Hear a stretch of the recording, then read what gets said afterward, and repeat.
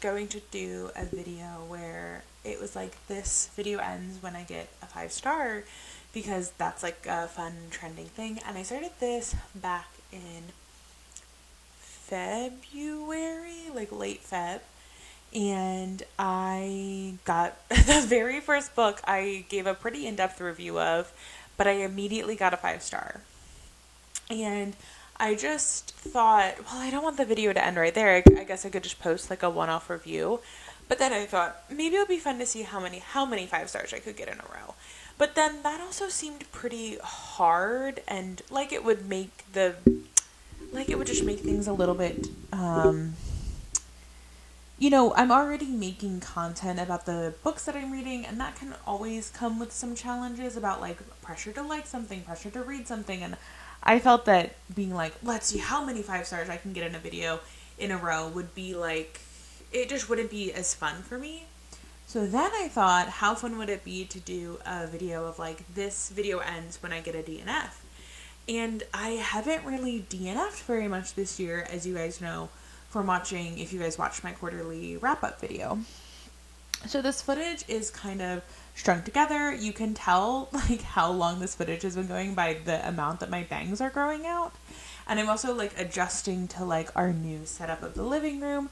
And I think I missed some points, so I was just gonna go through some books now and also film like a true intro. And so this portion of the video is going to seem much more present. I'm wearing the same outfit I'm wearing in the outro in it at the end. So I didn't, because I was just like trying to decide how I wanted to slot things in.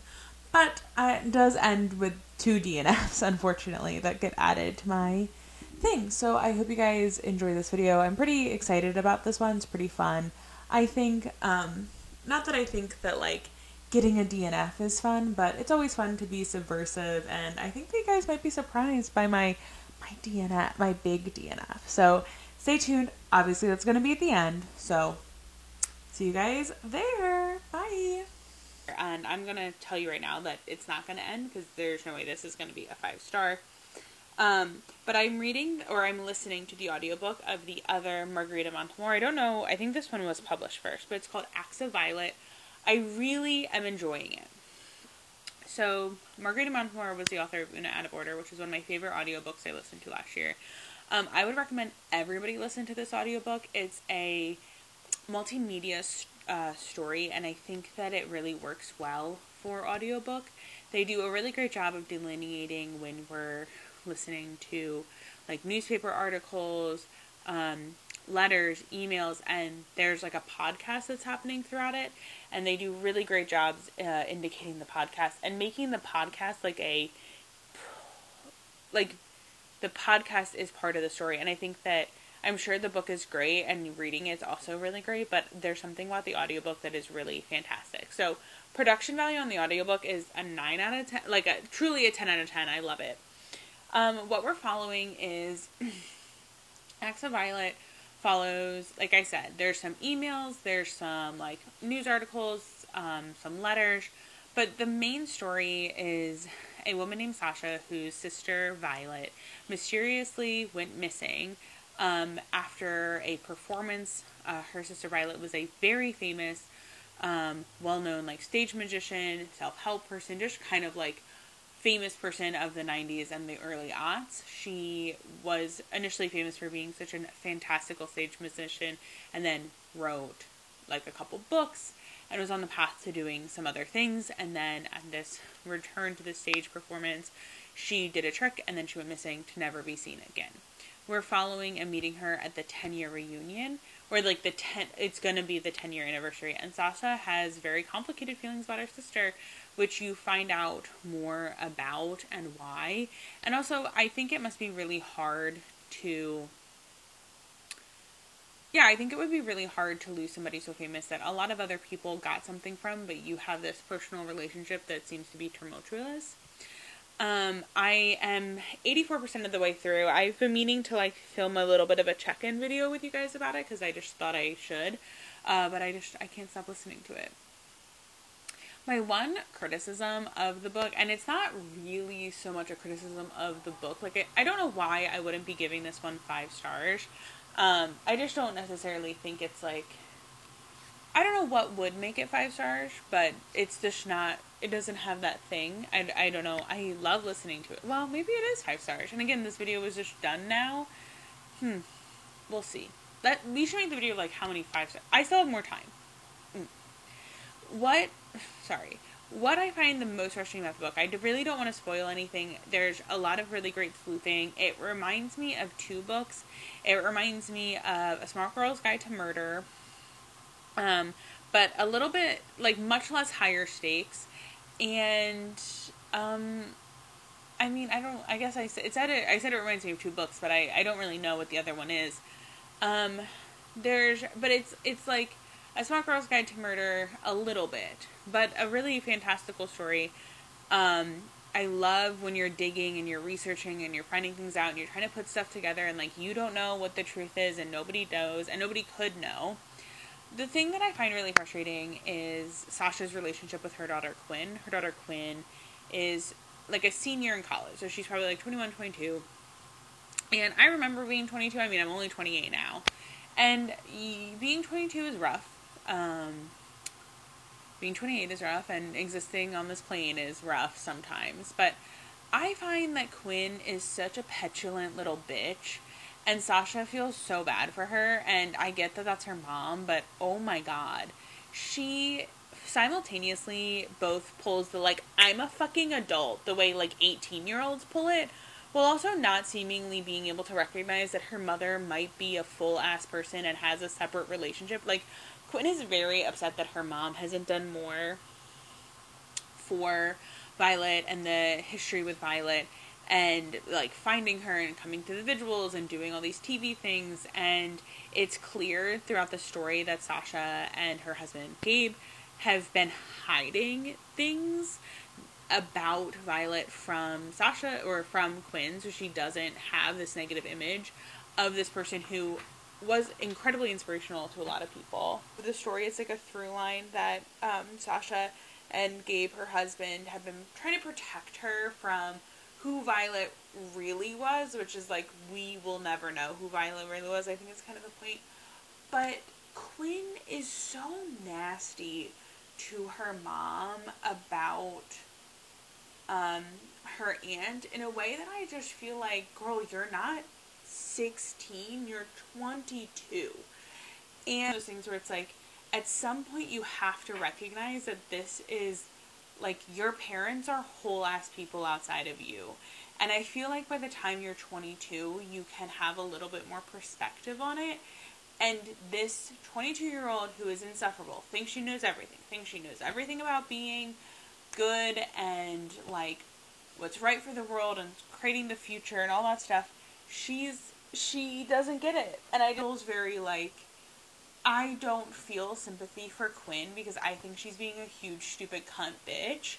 And if you're gonna run around, and she's 22, she's not 15 screaming I'm an adult, she's 22, screaming that you're an adult, I just feel like my parents would be like, okay, fucking bet. Like, I just feel like my parents would be like, act like it then, and recognize that the world doesn't revolve around you and what you want, and people have complicated relationships with their family members, and who you saw and who you are idolizing is not the whole scope of this person.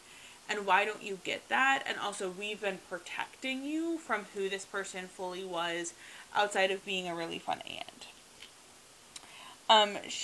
I take it back. Acts of Violet is a 5-star. I don't know what bullshit I was saying about giving it a 4.75. When I'm really thinking about why something would be a 4.75, Acts of Violet really hits it out of the head of, like, I could not stop reading this book, and I liked what was happening, I liked what was being said, I liked all the discussions around this very, like, this character. I loved the multimedia aspect of it, and I loved it as an audiobook. Like, the production quality of the audiobook adds to the enjoyment so much, and I think that, you know, maybe that's, like, unfair, but, like, it gets a whole other ballgame going. Like, there's no way this can't be a 5-star. The audiobook is so well done. It's so amazing. So, we're starting this book with a 5-star. But, I'm having a great, like, reading period right now. 5 stars across the board. I don't want to be too lax with the 5 stars. I really don't want people to think that I'll give anything a 5-star.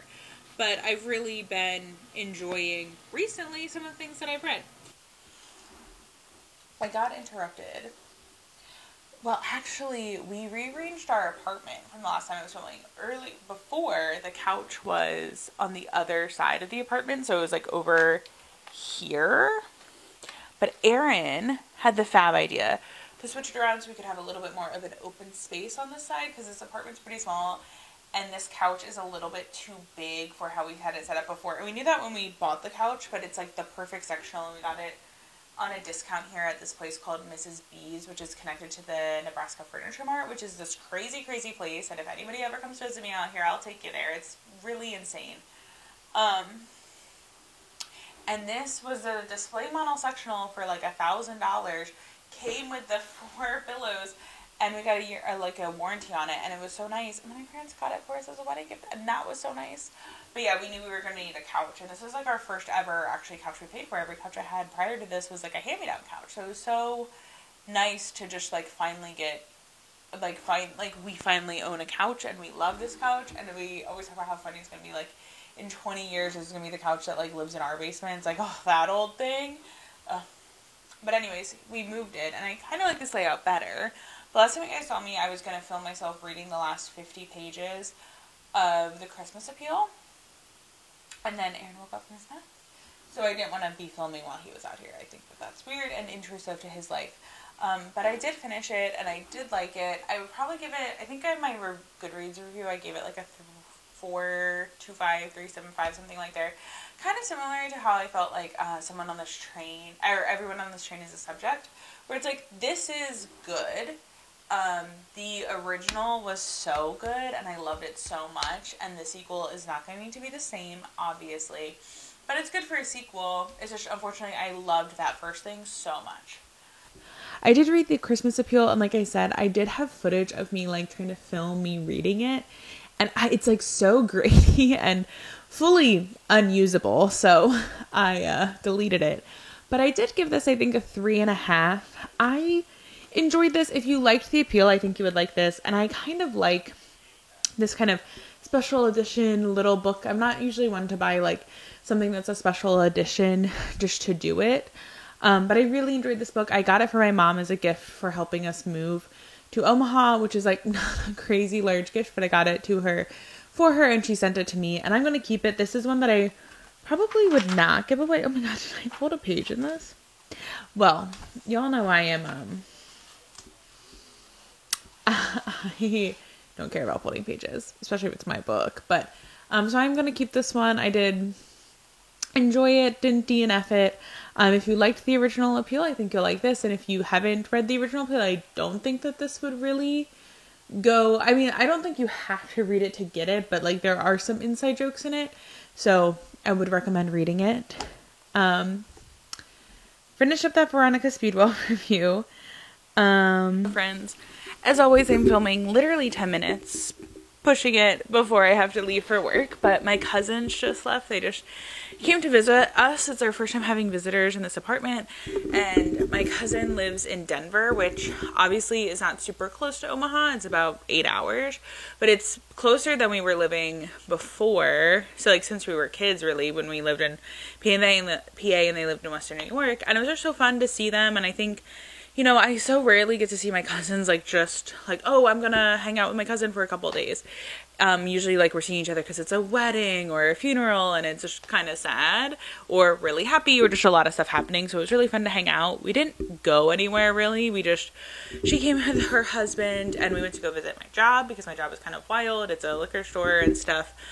And then we just played this card game that our family loves called 500. Which is like a betting trick space card game. If you know how to play bridge, it's a poor man's bridge, which is something my dad always says, which is not really helpful. But you can only play it you have to have at least 4 people to play. So it's a game that both me and my husband really like, but can't play it. It's kind of like hard. You have to have at least 4. So it's always fun to have that. And it's always fun to have people that have been playing for a while, because you can always teach people how to play, and the more you play with them, obviously the more they'll learn. You know how learning things works. But like this is a game I've been playing since I was like 10 years old, And Aaron has played like Spades a lot growing up and stuff, so he's got a good understanding of it. But if this is like your third card game, it's like Go Fish, War, and 500. I feel like it'd be pretty hard, especially with people who have just been playing for a really, really long time, unless you're thrown into that environment. You can kind of do like rapid fire learning. But I was going to talk to you guys for this video ends when I finished Bookshops and Bone Dust, which is the second in the Legends and Latte series, and I think I'm giving that book like a 3.75, a 4. I think I liked that better than Legends and Lattes, but I think my rating for Legends and Lattes is like a 5 because it was before I was going back to be kind of critical and before I was making like full content about books I was reading. I don't really not stand by that 5, and I'm not going to reread it to find out, but I think I preferred Bookshops and Bone Dust to Legends and Lattes, and if you didn't read Legends and Lattes, you don't need to read Bookshops and Bone Dust. It was fun. There was a little bit more higher stakes, I felt, and you like know what happens in Legends and Lattes, and so you know that like certain characters aren't going to die. But I still feel like it's kind of like the Adventures of Amina al-Sarafi. Like, even though I know this character is not going to die, it doesn't mean that the stakes can't feel high, because we've built the stakes up for this character. Like, this character may not die, but others may, and I think that one towed the balance a little bit better of being cozy, but having stakes, and also having interesting stakes. It's not just about, like, it's really building out the world and building out what's happening and the enjoyment of it all, and I really did feel that way. There were a couple things that I thought were going to be twists or reveals, and they weren't, and I thought that could have maybe added to the plot, but I feel similarly to how I did on Everybody on the Train is a Suspect, where it's like, this is enough to keep me reading, and I enjoyed revisiting this character and this writing style and this world, but it's not amazing. It's not better than any other book that I've read, and it's a sequel. It's like the best I can hope for in a sequel. The next book I have read is Several People Are Typing. This is what I will say. I really enjoyed this book. It's a thriller book all told through Slack messages, and our main immediate thing is that somebody has gotten sucked up into the Slack world and they're stuck in Slack. Other things happen. It's eerie, it's weird, and it's all written in messages. The one thing that I think is I wish was a little different about the book, the one critique, is because of the format. There's a bunch of GIFs and a bunch of emojis that are sent as emojicons as like what the HTMI would be, or like the HTML, or whatever the actual code of the emoji would be in text lingo, or in like computer graphic lingo, not in like images, is what they appear as. And to me, that's just like a little bit more, it's fine. I get why they're doing it, because you're the person, you're in the Slack world and you can read everybody's Slacks.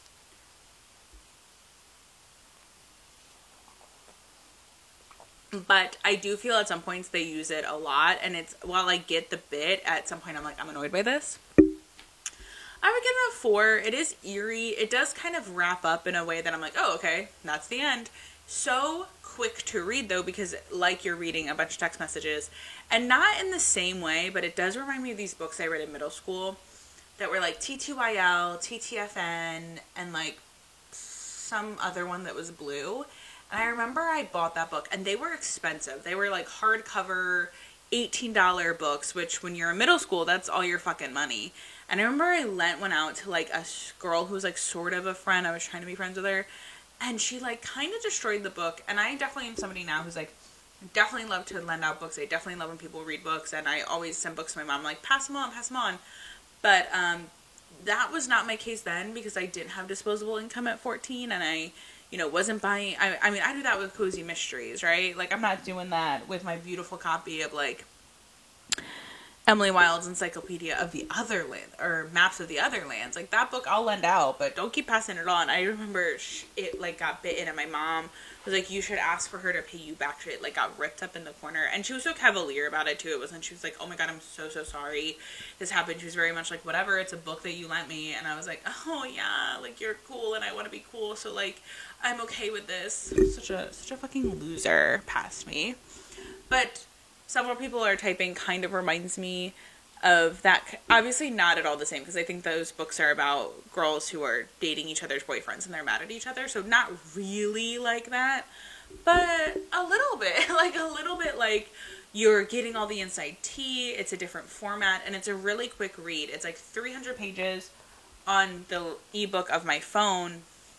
It was probably not really that many pages. And it truly, truly, I was like, oh my God. I stayed up like reading it. I had read a third of the book, and I was like, oh my gosh, I read so much of this. And it's such a quick read. Like, and it's not that spooky. It's like eerie, creepy, weird, but not terrible. Not terrifying. This beginning come through, which is the first in the Veronica Speedwells that I've been very patiently waiting for. I'm maybe 50 pages into it. Maybe closer to 60 pages, and I'm enjoying it so far. It gives me vibes of like Emily Wilde, which I really did enjoy, so I will update you guys on this. But yeah, I have The Virgin Suicides came in, like truly all of my whole... So, back to Bedroom Connor. There were a couple books that I thought I had footage of me reviewing that I assumed I would be able to find, but I just really couldn't find. And so I just thought I would review them here. So to subsequent The Case of a Curious Beginning, I enjoyed that Veronica Speedwell novel so much so that I got the next one out from the library. Overall, I think I gave A Curious Beginning like 4 stars. I didn't shout it out by any means in my review for my quarterly wrap-up, but let me just like truly take the time to talk about was Emily Henry's Happy Place.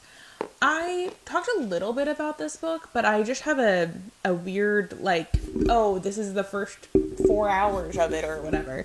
I listened to this on audiobook. I was kind of shocked. I was having a hard time sleeping. One night it was like, we did this big event at my job that was my first event that I was in charge of, and then afterwards we like went out to dinner. And I just, like, could not fall asleep. And I was like, okay, whatever. And I was looking for audiobooks to have with my very, very fave sleep headphones. I love these things. I don't use them, like, every single night. But if I'm having a really hard time and I just want to listen to something but close my eyes, and you can set timers on the Libby app, and I think basically, and Spotify if you listen to audiobooks on Spotify. And the Emily Henry Happy Place had no weight on it, which is crazy because it's in My Name is Bananas' favorites of the year, and I thought I would have such a hard time getting that book. And I was like, okay, well, let me get it. It's my very first Emily Henry, and I would say without a doubt, it's like a 4.5 by far. So anyways, I was listening to it, and I listened to like 4 hours of it that night. I just like could not sleep. I also was able to listen to it on like probably 1.75 speed, just because the pacing was that quick. I enjoyed this story. I mean, it kind of, I don't want to ruin anything about it. And what I've heard from other people who have read more Emily Henry is Emily Henry does a lot of the same, but it also feels like to a lot of people, this is Emily Henry's best. So I'm not opposed to reading more Emily Henry, but I enjoyed it. I enjoyed that her characters in a romance are fully realized people. So just an overview of the plot, if you haven't heard of this book, if you've lived under a rock, it follows 2 characters. One is Harry, and the other is something. Michael? Luke? I loved this book. Couldn't tell you the names of the characters. Harry and Wynne. This is almost like a second chance romance. What's happening is Harry, you're following her point of view. You also follow Wynne's point of view. Yes, that seems right. You're following Harry as she arrives to her vacation. Actually, that's not right. Actually, that's such a lie. Oh my God. And I really love the way this is set up. So pause on that one. But you are following Harry as she is attending her friend's vacation, and she's a little stressed because she hasn't told her friends yet about the breakup. Her and their friend Wynne, who have been dating for years, were going to get married. They broke up and they haven't told their friends yet. Their friend group is all very integrated, and she just hasn't told them yet. And it's been about 5 months. And I think that that's sad. And then she gets there, and then Wynne is there. And everybody's like, oh? And Harry's pretty upset because she's like, hey, I thought we had this agreement that I would get the first vacation and you would get the ones after that. Like, we would switch off. And then the reveal is that they can't because their other friends decided they're getting married and they're selling the beach house, which is this like place they have all these memories.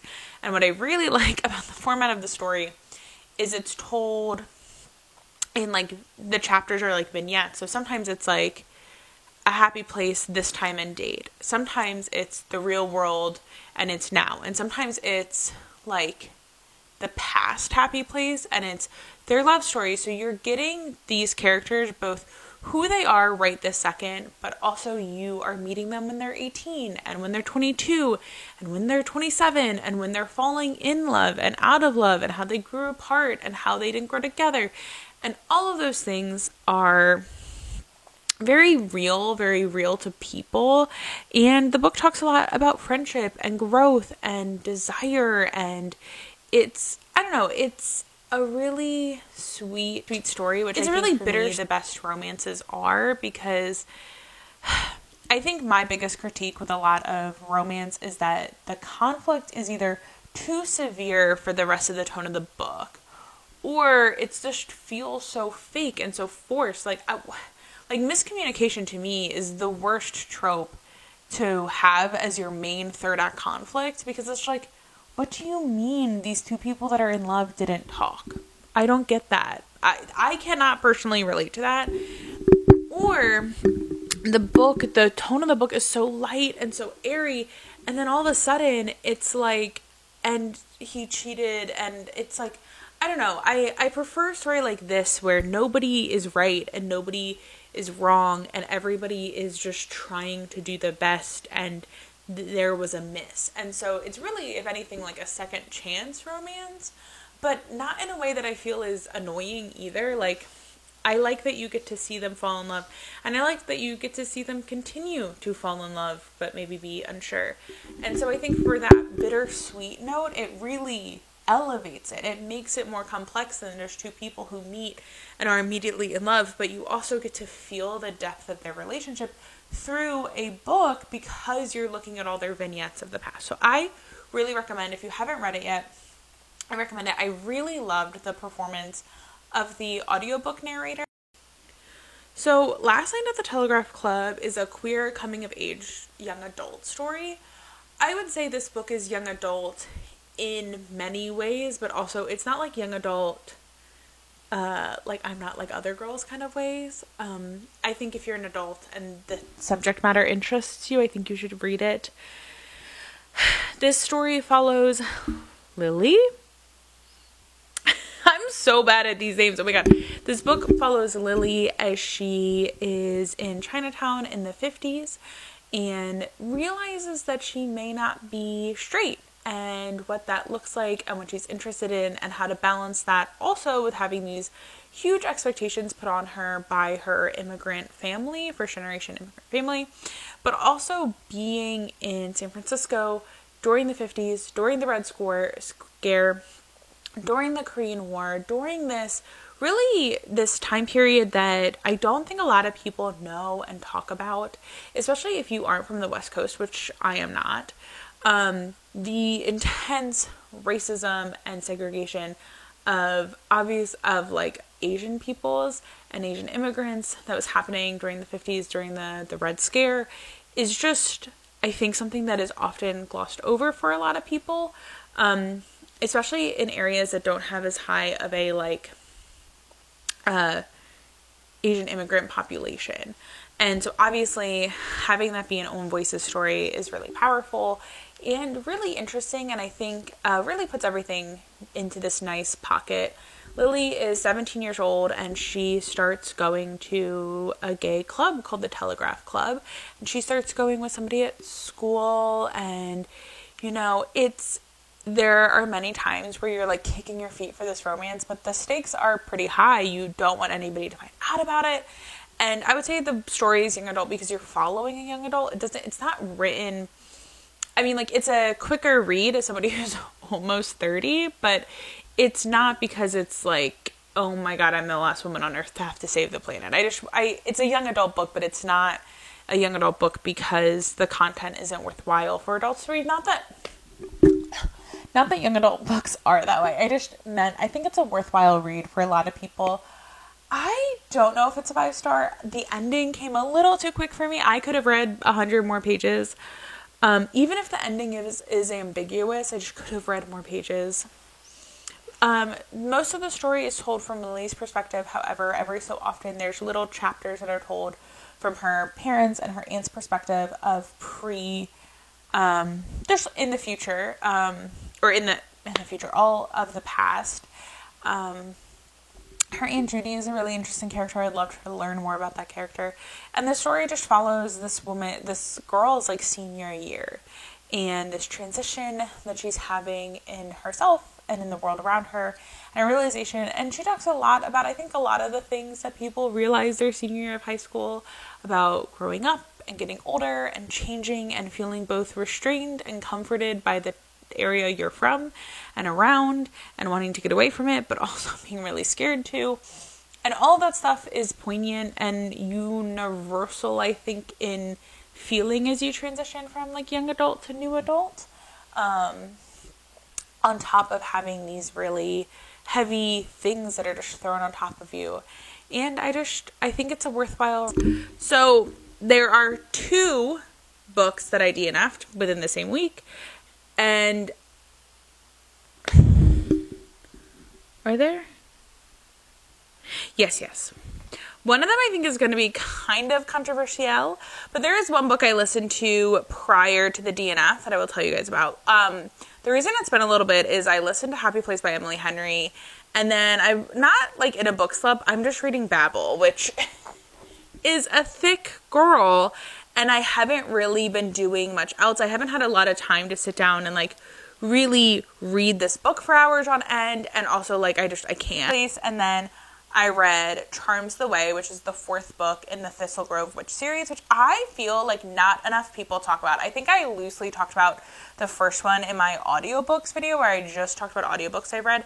I've listened to all 4 of them on audiobook. I physically owned Charms the Way, but I just wasn't reading it. And last week on my day off, I had to run a bunch of errands, and so I listened to the audiobook, and I just actually gave it away I was driving past one of the neighborhoods. I drive through all the time to go to my gym and the grocery store today, and there was a totally empty free little library, and I have a bunch of books I keep meaning to send to like my mom and my sister that I never do, and I never go to the store. So sorry, Mom and Sis. I just gave them to the free little library. I'm so sorry. It was like a bunch of cozy mysteries and Charms the Way and my copy of Poached.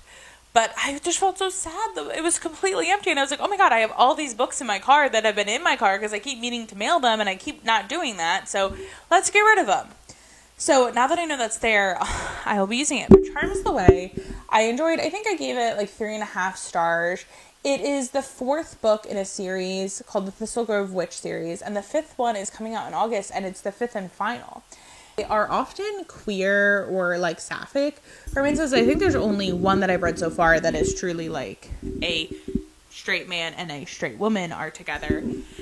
The sex scenes are great. They're lightly witchy. I wouldn't say they're cozy because there seem to be some high stakes, and there is some like romance betrayal stuff, which in all of them, right? I would say they're romances first and foremost, but they're magic. So anyway. So the Thistle Grove Witch, you're following one of the 4 witches in one of the 4 families in this town that is like a magical well, and you learn more about the town and you learn more about the families in each book. There's the Harlows, the Arimanovs, the Blackwells, and the Thorns, and you learn about these magics, how this magic is harnessed, who has like the strongest magic, who's been taking over. And you kind of, each story, you learn more about the town, you learn more about the witches, and it's all fun, and I like all of them. In Charms the Way, I think, has not been my favorite one. Actually, it's, for the first 2, it's like one of the witch families dating the other witch families. This one and the 3rd one does not have to do with like interdating like that.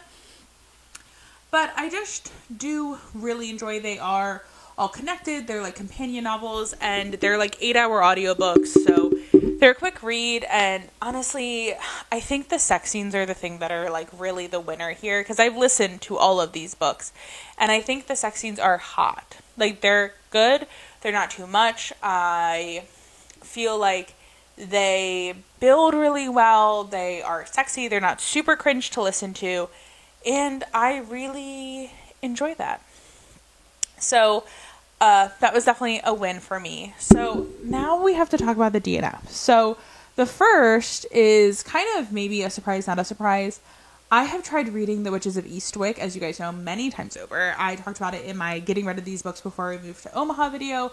I put it on hold months ago. We've been here for almost 6 months now, which is so crazy. I put it on hold months ago.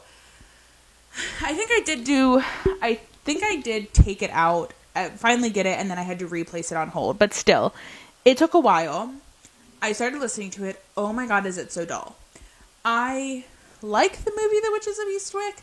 I could not read the book again. It was one of those books where like I was just like, I am reading a book right now. Like, I'm so focused on trying to understand what the fuck is happening. I might try to read the physical book again. Maybe. That is a very strong maybe. But I don't think so. I might just watch the movie again to see if it makes more sense in a second watching. And that's kind of all I'm willing to do. It was just really hard to get into. It's so confusing. It's so stream of consciousness. I've tried reading it both physically and via audio. I tried slowing down the narrator because I had the narrator set pretty quickly because I listened to it in terms by on like 1.75 speed. You don't need to listen to it on 1. But yeah, was not into that one. Now, nobody come hang me, please. I have another. This is a controversial one. Nobody yell at me, nobody yell at me, nobody yell at me. Please, for the love of God. This is a soft DNF, so for me that means maybe I would pick it up again. I renewed it. I was able to renew it from the library, give it a little bit of a break, come back to it. Never thought about coming back to it once. Not interested in it. I think it's boring. And I do want to specify this. Like, this is not up my alley. I love classics. I love literature. I'm currently loving Babel. But this is like, I think all of you bitches who say that you like this book are lying to sound clever and smart. I think it's like people who like Negronis. And Abby, I'm talking to you personally. I love you. I miss you. But I think you're lying. I think all of us are lying that they love this book. This book feels like I am just reading words on a page. It feels like I'm reading a book all the time. And I like this style, this genre. Like, I can read books like this. We're in on the joke. We're in on how absurd it is. I'm totally down for that. This isn't about me not liking the characters. I just feel like people say that they like this book because they feel like it makes them sound smart. And I am here as your former pretentious high schooler, somebody who is pretentious by trade. I'm a wine buyer, seller. I'm a wine galley. Like, truly girly. Like, let's talk about Italian wines and the vintages of something. Like, let's do it. Like, I can be pretentious. Like, I'm not even here to say, like, books can never be pretentious. I just don't like this. And I'm talking so confident and so strongly about it. Obviously, if you like this book, you liked this book. I know. But I wonder if as many people love it the way they say they love it, or if we're all just supposed to feel like we're loving it. Like, it's wild to me how wide of a how wide this book reaches for favorites, given what I know a lot of people are reading. It seems odd to me. I really could not get behind this. I'm less than 100 pages in, and it took me forever to read those 100 pages. And I'm too old to try to force myself to read something to feel like I'm smart. So I just wanted to let you guys know that this is the book that ended this video. I had multiple 5 stars in this video. Isn't that crazy? Isn't that absolutely absurd? I think I read Bunny in this video. I read Acts of Violet in this video. Like, I feel like I had so many 5 stars in this video. And yeah, A Secret History, I was expecting to be a new fave. But it's going back to the library tomorrow. And that's it. So if there's any books that you guys feel like you're like the only person around you who doesn't like it, comment it below. Maybe I'll read it. Maybe if you guys comment your DNFs, I'll read your DNFs.